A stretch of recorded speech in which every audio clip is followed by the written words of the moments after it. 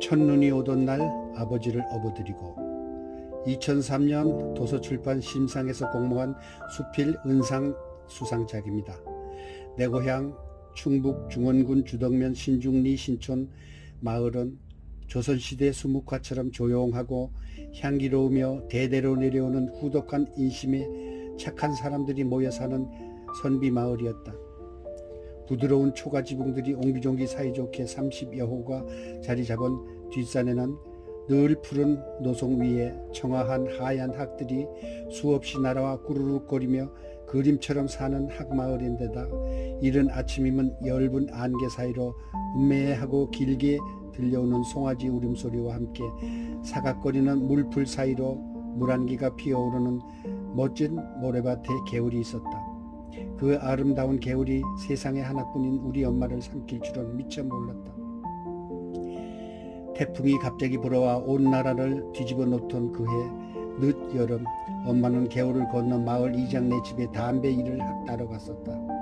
그 지방에서 그때 가장 잘 되던 것이 담배 농사라 품값도 다른 일보다 상당히 실하던 때였다.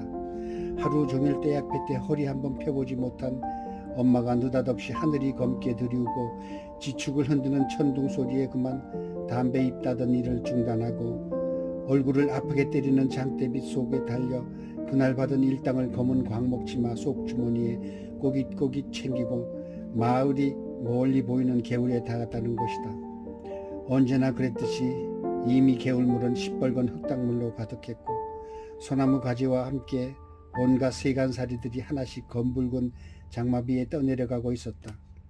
논밭대기 별로 없이 그저 착하기만 한 우리 아버지에게 시집와서 딸만 셋을 내리낳다가 막내로 아들을 낳아 이제 김해김씨 판서공파 장손의 어머니 역할을 다한 보람에 겨우 기표고 살만할 때 무능한 아버지의 경제 능력에 타박만 하시다가 팔벗고 나선 우리 엄마의 억척스러운 살림에 이제 겨우 30세 때 굶지 않고 살만하던 빈농의 빈처였던 우리 엄마는 그렇게 개울 속으로 떠내려가시다가 물이 줄줄 흐르는 리어카 당신의 시신을 세상의 마지막으로 보여주고 학마을 뒷산에 묻히셨다.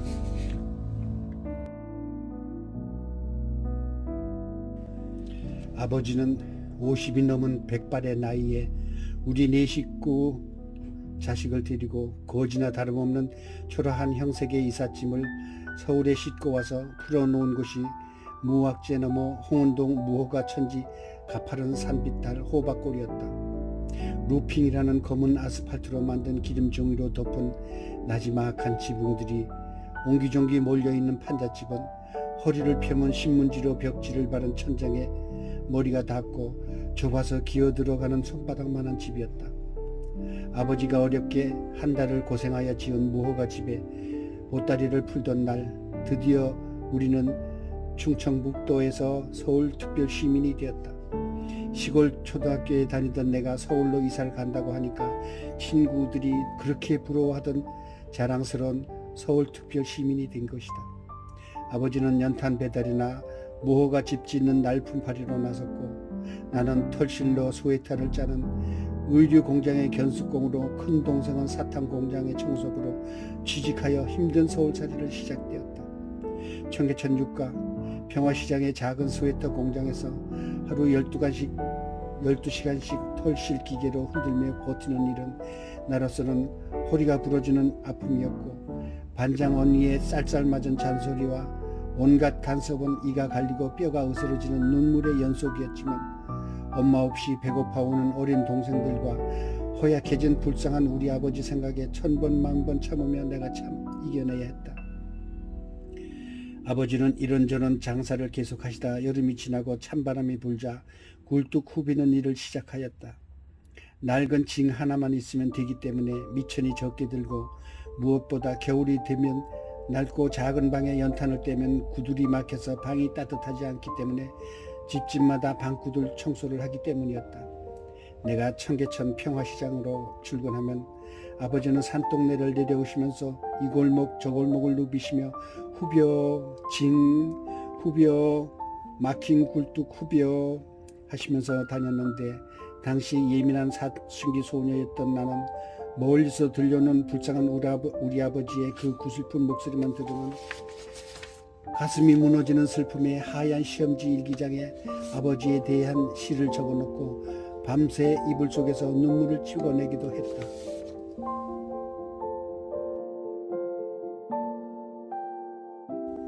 처음에는 아버지의 그 일이 제법 잘 되는 것 같아서 저녁이면 고등어 한 손이나 꽁치 같은 반찬을 손에 들고 오시거나 산동네 입구에서 파는 떡볶이 마탕 같은 입에 살살 녹는 주전부리를 사오셨는데 나중에는 장사가 되지 않았는지 속이 상해서 술에 쩔어 몸을 비틀거리며 올라오곤 하셨다.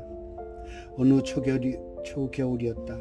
아침부터 날이 꾸무리하더니 오후가 되자 하얀 눈이 내리기 시작했다. 그해 첫눈이었다. 스웨터 공장의 센치한 소녀 여공들이 4층 옥상으로 올라가 청계천으로 떨어지는 한방눈을 바라보며 환성을 질렀고 이런 날 멋진 백마탄 기사와 데이트 좀 했으면 하고 괴성을 지르기도 했다. 일을 하면서도 힐끔힐끔 창밖을 내다보며 하루 종일 싱숭생숭하며 즐거워했다.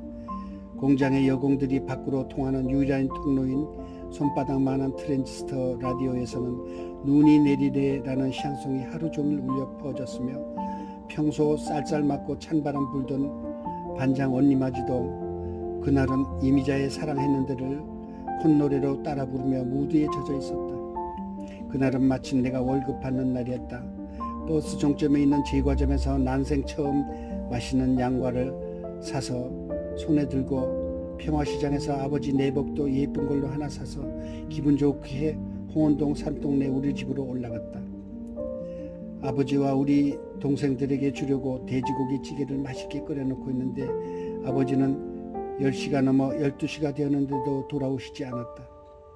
동생들 숙제를 돌보고 먼저 저녁을 먹여 재운 다음 나는 아버지를 찾으려고 첫눈이 수북히 쌓인 홍은동 골목 여기저기 술집마다 문을 열어보며 동네를 몇 바퀴 돌아다녀 보았지만 아버지는 끝내 보이지 않았다.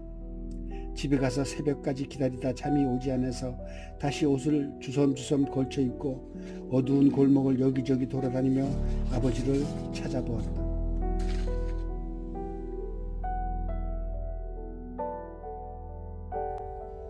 홍은동을 지나 홍제동까지 희미한 가로등 아래 하얀 눈이 쌓인 길을 헤매고 있었다. 멀리 신문 돌리는 아줌마의 손을 잡고 혹시 길에 누워있는 아저씨 못 봤느냐고 물어보고 우유 배달하는 아저씨에게도 물어보았지만 모른다는 것이었다. 그렇게 새벽길을 한참 동안 다니다가 뱃속이 허전하고 다리도 아파 홍제천 다리를 건너 다시 호박골로 가던 길이었다.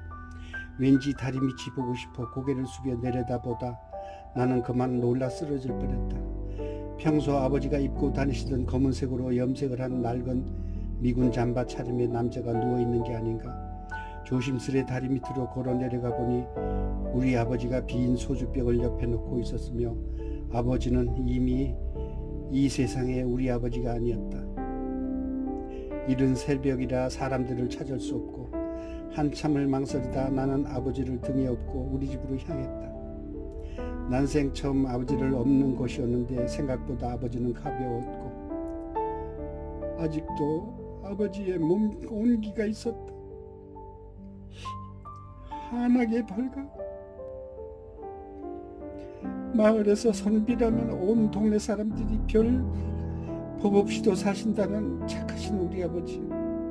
엄마가 돌아가시고 마을에서 재혼 얘기가 나오면 소리를 버럭 지르며 어린 것들을 콩쥐처럼 서럽게 키우지 않으신다며 우리들을 그토록 귀엽게 여기시던 자상한 나의 아버지, 세상에 둘도 없는 불쌍한 나의 아버지는 고생을 많이 하셔서 허약한 몸이라 너무도 가벼워 더욱 가슴이 아팠다. 아버지를 등에 업고 하얀 첫눈이 쌓인 호박골 언덕길을 여러 번 미끄러지며 더듬더듬 힘들게 올라가기 시작했다. 그때 나는 이상하게도 당신께서 평소 살아계실 때 술 한잔 하시면서 부르던 노래가 있었는데 그 노래가 갑자기 떠올라서 속으로 조용히 부르기 시작했다. 이 풍진 세상을 만났으니 너의 희망이 무엇이냐? 부귀와 영화를 누렸으면 희망이 족할까? 청천 하늘의 밝은 저 달은 곰곰이 바라보니 인생 일장의 춘몽이라. 소복히 쌓인 흰 눈 위에는 꺽꺽 소리내며 우는 내 눈물이 한없이 계속 떨어지고 있었다. 아버지, 아버지.